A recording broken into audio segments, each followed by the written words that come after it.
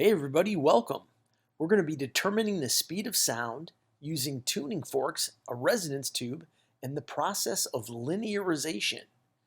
So we're going to do this using the concept of Resonant frequency or resonance frequency or natural frequency. it is the frequency at which a system naturally vibrates when energized. If I displace this from its equilibrium point and just release it, it starts oscillating, it starts vibrating. And this is the natural frequency of this pendulum for this given length. I can change that by changing the length of the string, or by going to a different planet. It's easier to change the length of the string.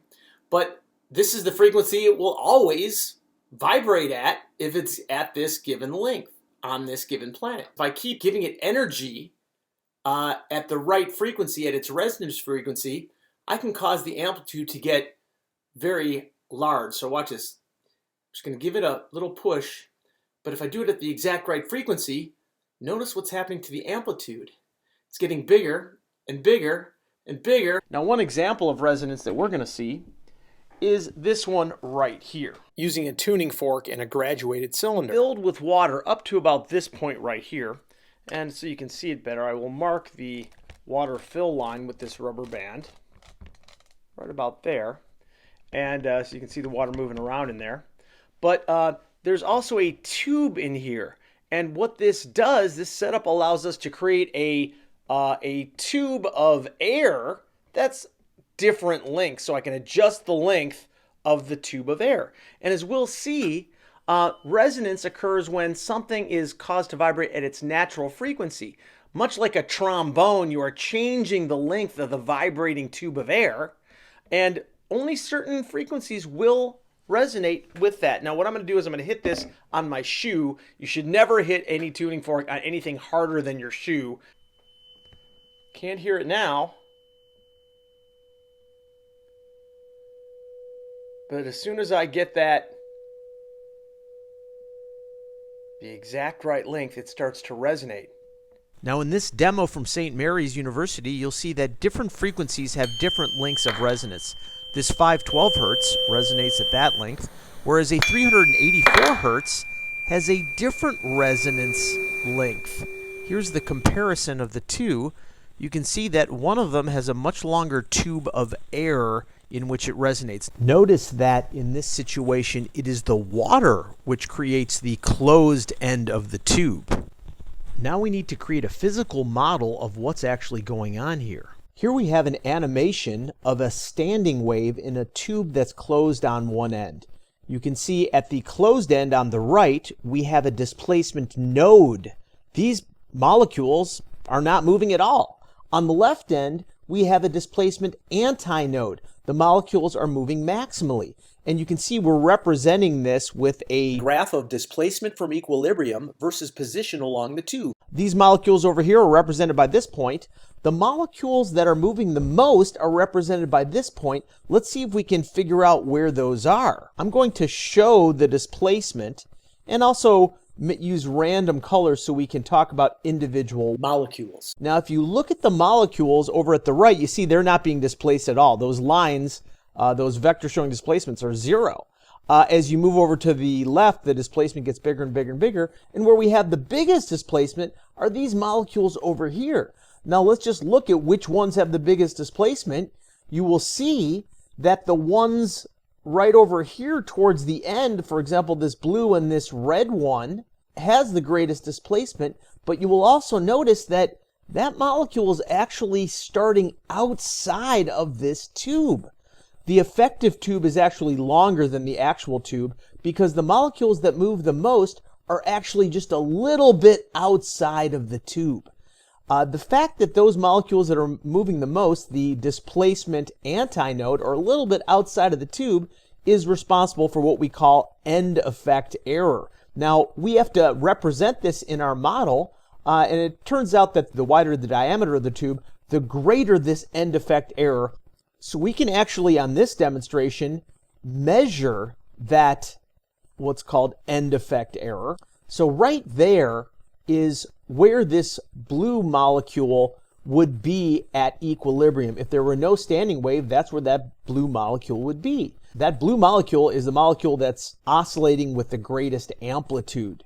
It is, in effect, the molecule that marks the displacement antinode. The length of our tube, I can just label right here. I'm going to label it L. But then there's this other amount right here. This amount from where our particle is to the end of the tube right there, that is the end effect error. And this distance right here, the end effect error, common term to use for error is the Greek letter epsilon. So that is what we call the end effect error. This distance, epsilon. The bigger the tube, the bigger the end effect error. But we actually don't know what that is for this experiment. We are going to have to figure it out. So our whole point of doing this is going to be determining the speed of sound. And we're going to use these resonance tubes and ultimately a process that is called linearization of the theoretical physical relationship to make this happen. Now you can see in our physical model that I've got set up here, I've labeled the length of the tube at resonance L, and I've drawn in this standing wave. It appears like a transverse wave, but it's really just a graph of the displacement of our longitudinal wave. And you can see that the antinode happens out here. Right there is where the antinode actually happens.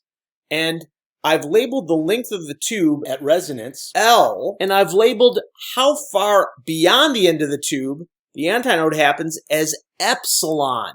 Now, if you look at this whole thing from there to there, that is what fraction of a wavelength?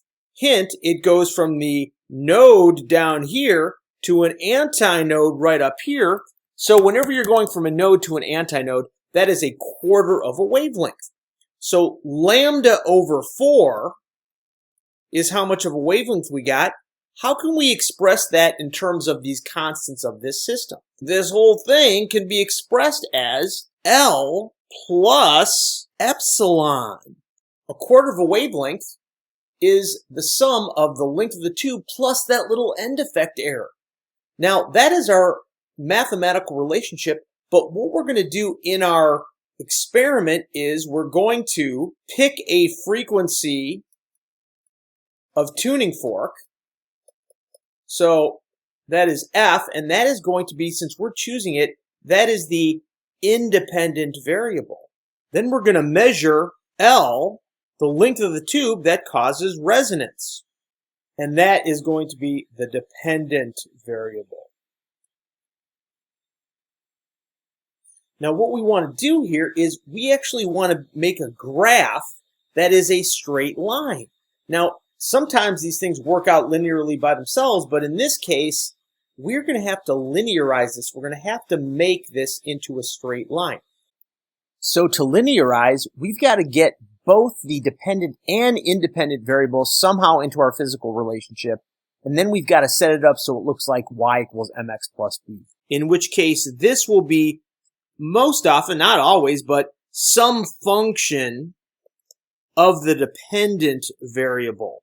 And this x will be some function of the independent variable. So all we really got to do is take this equation, somehow get our independent variable in there, the frequency, and then rearrange it so it looks like y equals mx plus b. This m, which represents the slope, has got to be a constant. Also, this b, if there is one, is also got to be a constant. So that's the limitations of how we got to set this up. All I'm going to do is take this theoretical relationship and I'm going to just rearrange it. I'm actually going to try to solve for L. That's my dependent variable, so sometimes that can just do it, just solving for the dependent variable. So that is what we get. Now this is looking a little bit more like y equals mx plus b, but we're missing something very important. Our whole goal here is to figure out the speed of sound. But that is nowhere in this equation. I'm going to have to rewrite this equation again to somehow get the speed of sound and our independent variable, the frequency, in there. The master equation for this unit is v equals lambda f. Hey, so if we just express lambda in terms of v and f, we are then going to get both of those variables in the relationship. Lambda is equal to V over F, so I'm going to rewrite this equation right here, in which L equals, instead of lambda, I'm going to put V over F, and that is over 4, so that 4 goes down here, and then we still have minus epsilon. Now we're almost in the form y equals mx plus b, but here is my dependent variable, here is my independent variable. I'm not quite in that form yet, but I'm getting very close. So here's what we finally end up with is L, that's already set, equals, and this minus epsilon is already set. There's my intercept. But how can I rewrite this part right there so it looks like something times a function of the independent variable? Well, that comes with practice, but how it's going to look is this. We're just going to put V over 4 right here, and then we're going to have 1 over F.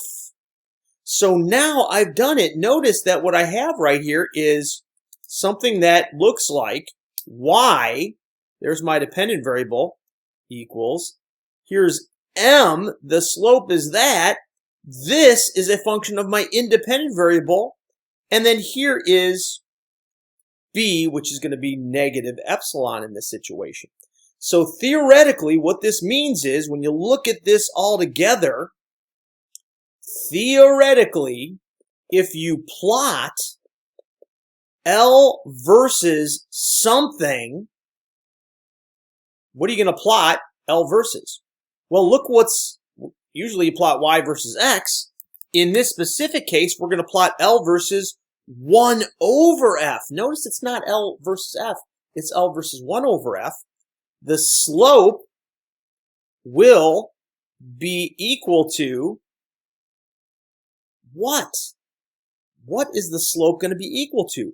Well, check this out right there where the slope is.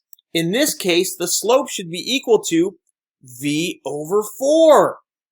So if you just set slope equal to V over 4, you can solve that. V is the speed of sound. You can solve for V.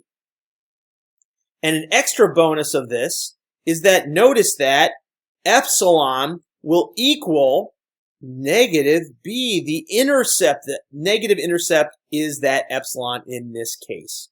So once we do that, we have found if we plotted L versus 1 over f, the slope would be equal to v over 4, the speed of sound over 4. So we can solve for the speed of sound. We can also find the end effect error. You couldn't do this without plotting L versus 1 over f, and that's what you've got to do.